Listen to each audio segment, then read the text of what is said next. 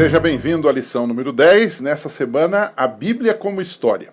Nós vamos nessa semana analisar um pouquinho alguns personagens bíblicos e vamos, através da história e através da arqueologia, que é um instrumento que, digamos, nos ajuda a entender, a vislumbrar os fatos históricos, a confirmá-los, nós vamos analisá-los então nesta semana. O primeiro que aparece aqui é Davi e Salomão. Você sabe que há pessoas e até autores, alguns ditos até cristãos, que negam a existência e a veracidade de Davi e de Salomão. Bom, mas se isso for verdade, segundo eles estão afirmando, nós vamos ter sérios problemas. Vai desaparecer do cenário Jerusalém, toda a sua história, né? Tudo que está ao redor dela. Vai desaparecer do cenário o próprio Jesus como Messias, porque Jesus vem da casa de Davi, né? Enfim, você vai ter sérios problemas. Por outro lado, a história e a arqueologia têm demonstrado, têm dado evidências, têm dado pistas de que, na verdade, Davi e Salomão e toda a sua casa existiram.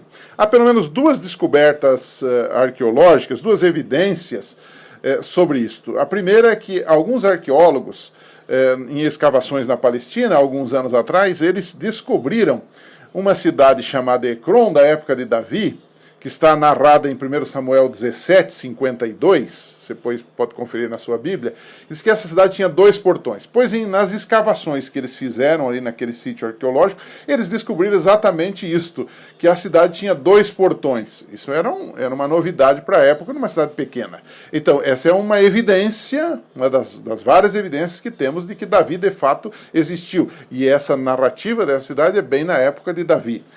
Uma segunda evidência que aparece vem do ano de 1993, quando escavações na cidade de Tel Dan, no norte, norte de Israel, descobriram uma inscrição feita pelo rei Azael, ele está até na Bíblia, de Damasco, na Síria, e esse rei citava sua vitória sobre o rei de Israel, o rei da casa de Davi. Essa expressão casa de Davi é encontrada várias vezes na Bíblia para mostrar a dinastia de Davi.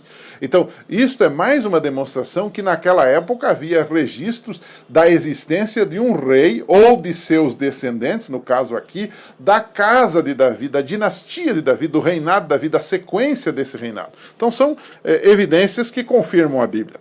Um segundo bloco aqui, que vai aparecer aí na sua tela, foi o caso de Isaías, de Ezequias e de Senaqueribe, que foi um rei da Assíria.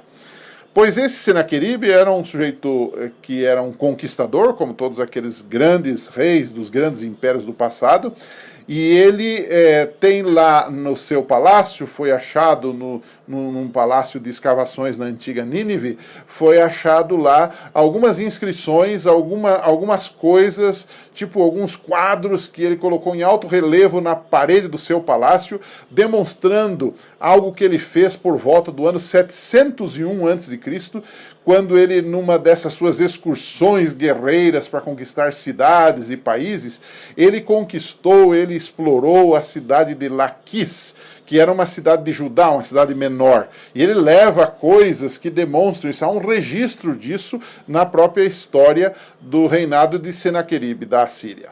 Pois bem, nessa mesma viagem, ele passou por Jerusalém. Só que de Jerusalém ele não coloca nada. Não tem nenhum registro, e nós sabemos por quê. E isso demonstra que a Bíblia fez um relato histórico preciso das coisas. Em Jeremias, ou melhor, em Isaías 37, versos 33 a 35, Isaías descreve que ele tentou invadir Jerusalém, o Senaqueribe, mas é aquela famosa história de que o anjo do Senhor lhe atacou, um propósito de Deus, e ele fugiu. Mas ao fugir, 185 mil assírios foram mortos. Ou seja, a história secular, a arqueologia e confirmam aquilo que está relatado na Bíblia nos seus mínimos detalhes. Isto é ou não é uma evidência da existência e da verdade histórica de Isaías, de Ezequias e do próprio Senaqueribe? Então, mais uma vez, a Bíblia está certa. Um terceiro tópico tem a ver com Daniel, com Nabucodonosor e Babilônia. Não é? Em 2007, por exemplo, os estudiosos da Universidade de Viena encontraram o nome de um oficial de Babilônia. Esse é um mero detalhe. O nome desse oficial era Sarsequim. Estava lá num tablet, numa inscrição. Eles encontram esse indivíduo, mas acontece que o nome, que não é tão conhecido como foi Nabucodonosor, como foi Daniel, como foram outros personagens, é relatado em Jeremias capítulo 39, verso 3. Ou seja, mais uma vez, um detalhe de uma descoberta arqueológica confirma um personagem não tão conhecido da Bíblia e, portanto, difícil de ser manipulado ou de ser inventado. E Jeremias faz menção desse oficial de Babilônia. Né? Daniel 7, por exemplo, fala daquela profecia dos animais, cada animal representando um império mundial, a começar de Babilônia, e retrata como um leão com asas. Pois várias descobertas nos sítios arqueológicos da velha Babilônia se descobriu que o leão era digamos assim, um personagem principal. Ele era muito conhecido ali. Por exemplo, há uma imagem de um enorme leão lançando-se sobre um homem, que foi encontrada nas escavações lá de Babilônia. O portão de Ishtar, que é muito famoso, é revestido com imagens de 120 leões. Isso tudo a arqueologia descobriu e a história registrou, confirmando, dando evidências, dando pistas de que o texto bíblico é confiável e é correto. Para terminar, o ponto número 4 da nossa lição, que é o Jesus histórico. Ou seja, muita gente não acredita que Jesus realmente existiu.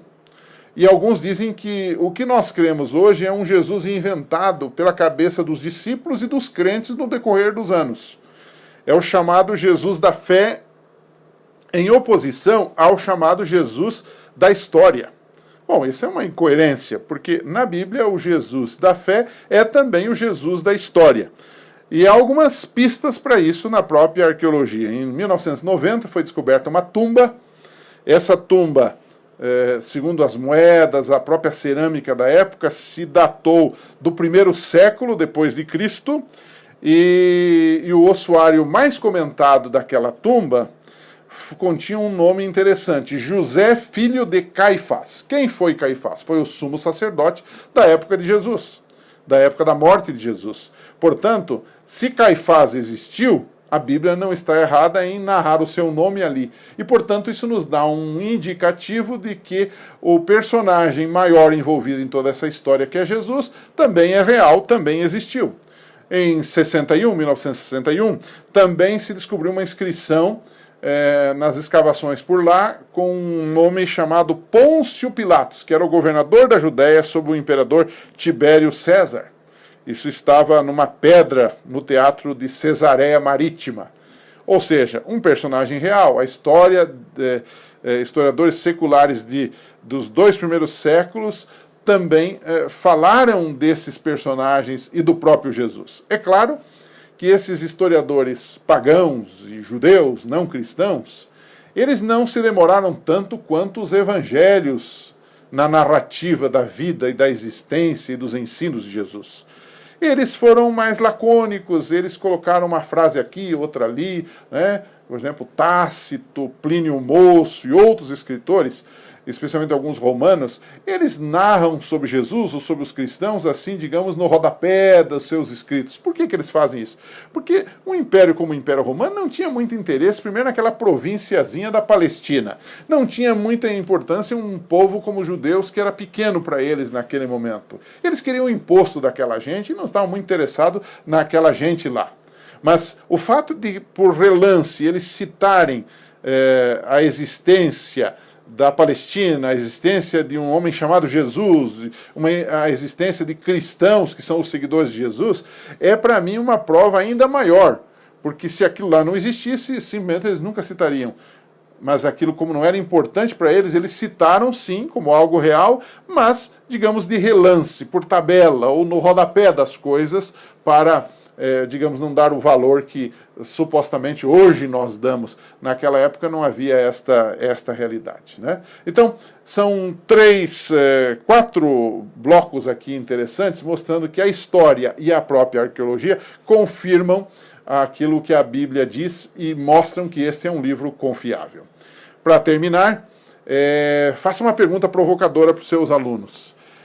Pergunte a eles o seguinte: escuta, quando o arqueólogo ou o historiador levanta um fato ou descobre um fato que confirma a Bíblia, a gente fica feliz. Mas vamos supor que algum historiador ou algum arqueólogo traga à luz alguma descoberta que coloque dúvidas sobre o próprio texto bíblico. Como é que a gente fica? Devemos crer ou não devemos crer? E se devemos crer, por que crer? Se não devemos crer, por que não crer? É um assunto para a gente discutir, é um pouquinho polêmico, mas eu só deixaria uma deixa para você. A Bíblia é confiável, ela é a palavra de Deus. Portanto, se alguma descoberta lançar dúvidas sobre a Bíblia, nós temos que esperar a próxima descoberta, nós temos que ver o conjunto das coisas para então ter a nossa, digamos assim, a nossa confiança depositada no livro. Primeiro devemos confiar no que Deus disse, no que Deus falou, né? E depois naquilo que os homens falam, porque os homens são pecadores, são mentes falhas, e eles podem estar errados. Confiemos, porque a palavra de Deus será provada pela própria história e pela própria arqueologia. Por outro lado, também nós não precisamos da história e da arqueologia. A nossa fé nos faz entender o livro sagrado. A Bíblia diz: se creres, verás a glória de Deus. Primeiro crer, para depois ver. É isso que nós precisamos. Uma fé que primeiro crê, para então ver as glórias e as maravilhas de Deus no seu livro. Semana que vem a gente se encontra aqui. Um abraço para você e até lá.